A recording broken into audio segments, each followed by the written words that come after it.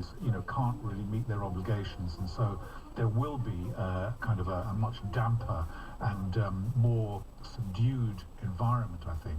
But also the demographics are turning against the property market, because the proportion of prime age first-time buyers, which is, what shall we say, 25 to 39, something like that, is obviously now in the process of declining, which will probably keep real estate actually much more subdued in the decade ahead than it has been for quite some time. You think that they will avoid contagion? Basically, when companies become illiquid or insolvent, where the government controls all the major players, as it does in China, it should be possible for the contagion to be restricted quite significantly, so it can stay within the property sector. But I don't think people should interpret that as meaning that, China gets a free lunch, because the costs to the Chinese economy in terms of lost growth and more sort of subdued financial behavior, I think, will be quite considerable over a lengthy period of time. Stagnation, in other words, more likely than a crash? Certainly stagnation in terms of growth. If we're accustomed to Chinese growth of about 6, 7, 8% per annum, perhaps a little bit on the low side of that range, then we might have to get used to something that's much more sort of 2-ish over the next 10 years. And I think that'll be a bit of a shock, not just to the Chinese, but to the rest of the world too. So you have been warned. My thanks to George Magnus from the University of Oxford and SOAS. There'll be more from us here on Business Daily, same time tomorrow. From me and producer Claire Williamson. For now, have a great day.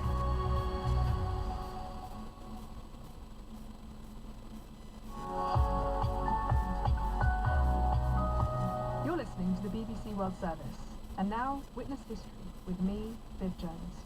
Today we're going back to the 1980s and to Cold War West Germany, where a radical new political party was on the rise. De Grünen, the Greens, championed protecting the environment, scrapping nuclear power plants and nuclear missiles, and stopping pollution. Led by the charismatic Petra Kelly, the Greens have reshaped German political landscape. The entire administration and the president seem to have the theory that a nuclear war is winnable and is possible. I do not believe that such a thing can be called limited, because it's going to be wiping out millions of Europeans. She was a brilliant speaker and a mover of audiences inside the party and outside. She was described as like a white-hot heat that welded all these disparate groups together. Anti-nuclear and much older, more conservative environmental protection organisations. So it was a really tough gig to get those together. Sarah Parkin is a former coordinator for the European Green Party and was a friend of Petra Kelly. At the time, Sarah was working closely with the German Greens, sharing ideas, arguments and policies. We met in Brussels at one of the meetings of the various Green parties, and we hit it off as two passionate women in what even today is still quite a male-dominated environment. And there's nothing like sleeping under the desk at the Belgian Green Party office as you sort of stayed overnight while you were having these meetings to bond people together. In the early 1980s in West Germany, the public were increasingly concerned about environmental and security issues. Germany's beloved forests were being stripped bare by acid rain caused by pollution. Stories about malfunctions at nuclear power stations around the world were making Germans question the safety of their own plants. And in response to a build-up of Soviet nuclear warheads, the West German government had agreed to station American missiles on the border with the Communist Eastern Bloc, a decision that outraged many. Petra and the German Greens drew connections between these issues, enabling them to build a broad coalition of conservative farmers worried about their land with left-wing peace activists and anti-nuclear campaigners. Petra was able to turn all that into a very powerful, logical and above all, positive message that the German nation, especially the new generation, were absolutely gasping for. It was tremendous to see it all happening. In all the other countries of Western Europe, environmental parties either have very little influence or they're thought of as cranks. Now, why are you different? Well, perhaps we're so different because I believe the Green movement has shown here that it has true alternatives for job creation, for an energy system that's decentralized, and for getting rid of atomic deterrence as a security policy. Although many of their ideas chimed with the political left, the German Greens faced the thorny challenge of reclaiming an enthusiasm for nature from the German far right. A connection to the land and a love of nature had previously in Germany been associated with Nazism. Yes, and in Germany there was a whole generation that was submerged by the shame of what had happened.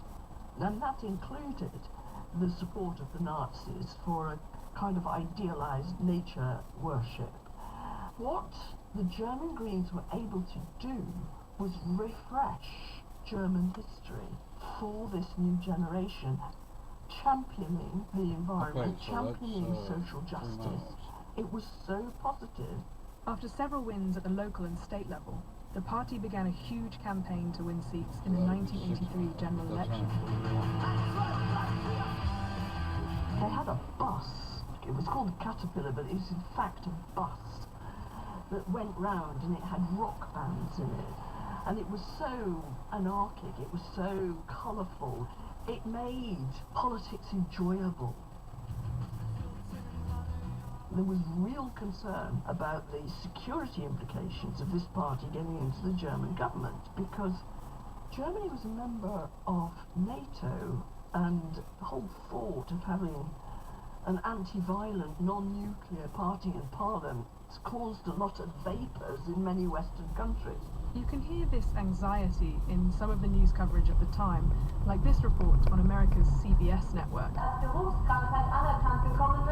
Petra Kelly is the leader of Die Grünen, the Greens, a movement more than a party, a coalition of fringes, ecological alarmists, homosexuals, feminists, vegetarians, resurrected protesters of the 60s, all of whom share one razor-sharp idea that is catching the attention of a good number of more sedate Germans in this election campaign.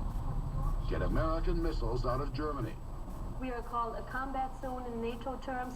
We are collateral damage. We are considered to be just collateral damage, and we are not a country or a continent that is going to be the price of so-called American liberty. On election night, March 6, 1983, Sarah was at home in Scotland. I was glued to the radio, listening to the results, and they only just squeezed over the 5% barrier for getting seats in the Bundestag, the German parliament. This was a remarkable outcome. It was the first major election breakthrough for any Green Party.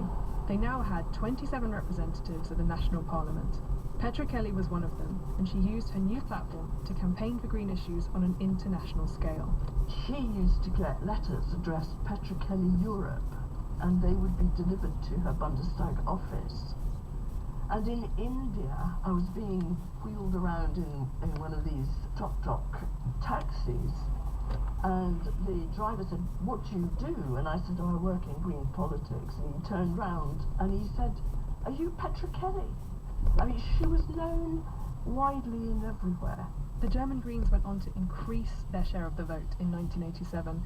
Then, in 1990, East Germany was officially reunited with West Germany, forming one country for the first time since the end of the Second World War. That same year, Germany held its first elections as a reunified nation. The one error they made, in 1990, the first election that was both East and West, that for everybody was about the uniting of the two halves of Germany. And the German Greens campaigned on climate change. They actually didn't get the zeitgeist of those elections right, and they lost all their seats. As the party struggled to find its way back to power, Sarah says that Kelly found herself sidelined.